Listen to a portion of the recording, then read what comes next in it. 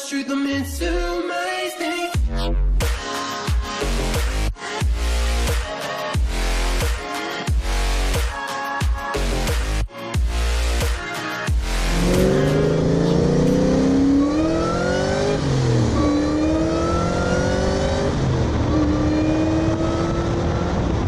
What's up guys, David here, and we are back in a Terminator Cobra.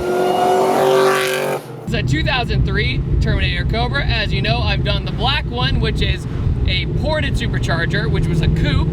Then I did a pro-charged Terminator. Then I did a Whipple Terminator. And now we're back in a ported Terminator, but this one's the convertible. Now the convertible is kind of one of those cars that when you see it, you go, whoa. You don't really see a convertible Terminator, but at the same time, you remember, oh yeah, there's 190 extra pounds. So it makes the car a lot heavier than the actual coupe. And what's funny, the owner of the car, Chris, he was saying that if you were to race a coupe with the same power, the coupe would definitely pull ahead a little bit.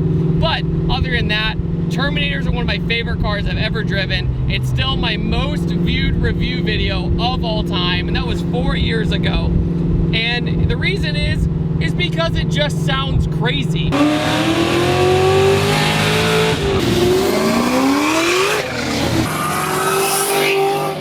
Every Terminator has the signature whine, the signature loud mouth, everything about it. Borla attacks, long tube headers. This one's got it all. I've always loved the roll bars on the convertible on the Mustangs too, because it gives it a little bit more of an aggressive look. The number one thing about the Terminator, like I said before, is the sound. You cannot argue with the sound of a Terminator, because whether you have a Kenny Bell, a Whipple, a TVS, a VMP, or even the stock ported blower, there's nothing more aggressive. Coyotes can get pretty close, but yeah, there's still something about the Terminator. I don't know what it is.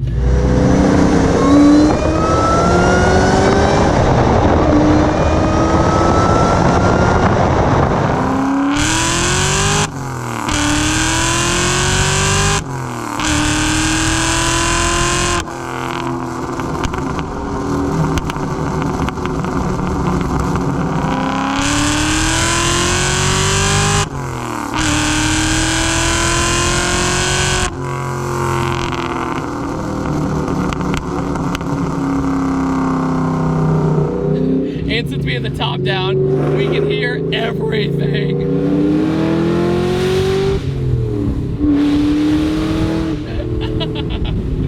The Terminator shifter, when it's factory, is kind of strange, but when you do the MGW shifters in these, it's like a complete game changer. And it fixes the weird feeling of, it almost has this weird arm on the normal shifter, but the MGW shortens everything up. But I will say, the Terminator is one of those weird cars where the clutch is almost lighter than the gas pedal, where the gas pedal has a little bit of weight to it. And the clutch on these almost always grabs the very top. I've never been good at shifting these cars fast, ever. And that's why I just kind of take my time with my shifts and don't screw anything up. But another thing you might notice is that this car is on bags. There's really not that many Terminators that are on bags, maybe 8 or 9 that we know of. And a lot of people are gonna say, I bet it can't handle because it's on bags. But bags have come a long way. When you get in a car on bags now, and if you weren't to tell somebody that it was on bags, you can't really tell the difference. Cruising on this, I actually believe that this is the smoothest riding Terminator I've driven so far, which I did not think that was gonna be the case, but I was proven wrong.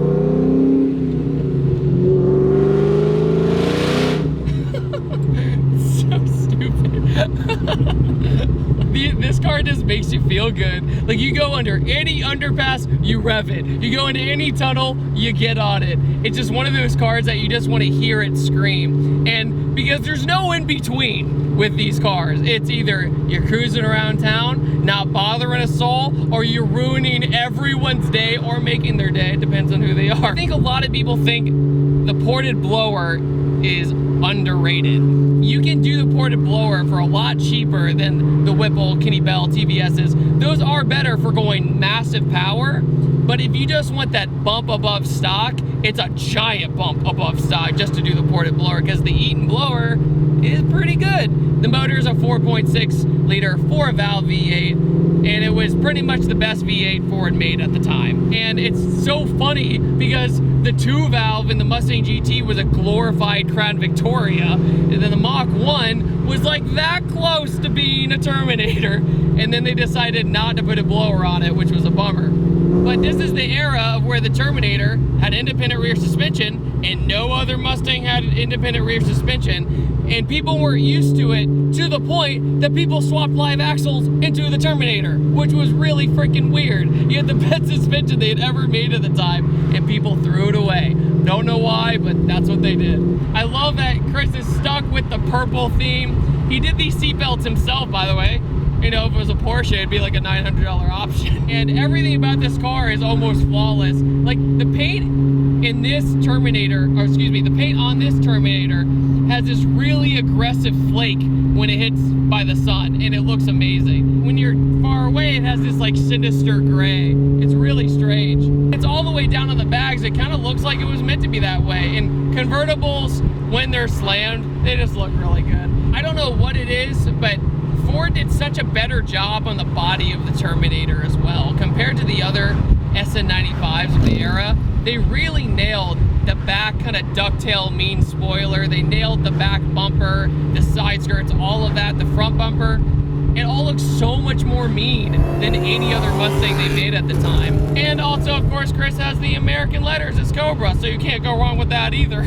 This car screams America. But at the same time, Chris has actually drifted this thing, which I give the finest tip of hats to. This car also, I would like to mention, has Pilot Super Sports on it, and the Pilot Super Sports on this car are at home. This car has not spun one time, and I've even done a second gear hit. And most of the time, Terminators, like the black one I drove, it was just spinning like crazy. Like, it was like, I gotta hold on for my life. This is, we just go.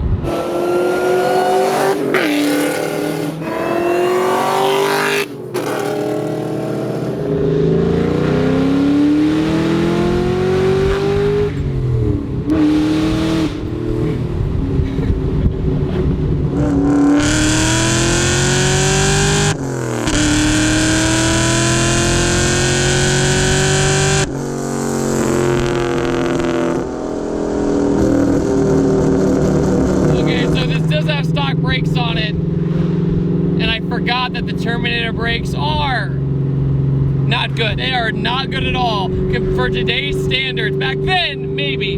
Today's, no.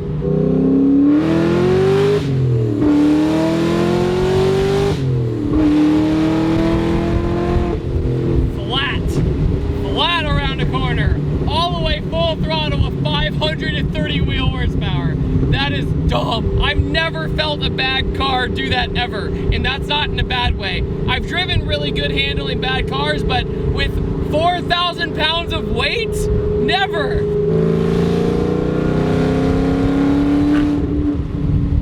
Man, this gives me, it's funny, this gives me memories of my first car, which was an 02 convertible GT, so the slow 2-valve.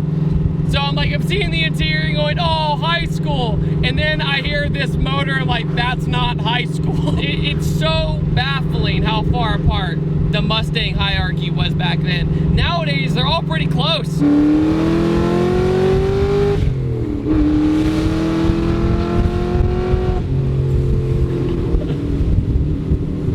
Once you're top of third, it's like, now what? This is why this thing was considered the American Supra for so long. This thing has 77,000 miles on it, but the black one I drove had like almost 200. These are sturdy American engines. They really are. I just turn in, barely even at the, oh my God, I love Michelin so much.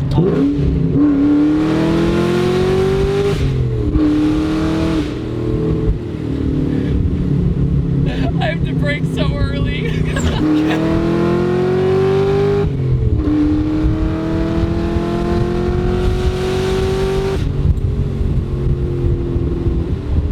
Don't terminate me or a crowd. Terminators are always fun. I've never had a bad experience in a Terminator ever. And if you can afford one, you're gonna have to really want one. we were talking about the Terminator earlier, about compared to a new Coyote, the Terminator has held its value. And if you want a Terminator, you're gonna have to really want it, because it has the old interior, it creaks, it rattles, it's an older Ford. That's just how the interior is. If you want your interior to be different than all the other Mustangs at the time, it's like that much different. There's really not much to it. But if you want the supercharger whine, you want the crazy Burla attack sound, you can't go wrong with them at all. And I want to thank Chris so much for letting me drive his convertible Terminator. Been a long time coming. We've talked about driving this thing for a long time, and I'm so glad I had the opportunity to drive it. On that note, I upload every Tuesday, Thursday, and Saturday, and I'll see you guys next time. Take it easy. Goodbye. Oh yeah, by the way, we just finished up releasing the Smiles Per Gallon sunglasses. I'm finally selling That Dude in Blue sunglasses. We have the Smiles Per Gallon logo right here and T-dib, and these polarized lenses are super nice. Really affordable. If you'd like to check out a pair, link in the description below. Hey, you, want clean wheels? Hey, use this. Spray on. Let it sit for 45 seconds and turn purple. Spray again with water. Clean wheels. Make sure to check out www.pattersoncarcare.com. Made by car dudes, for car dudes.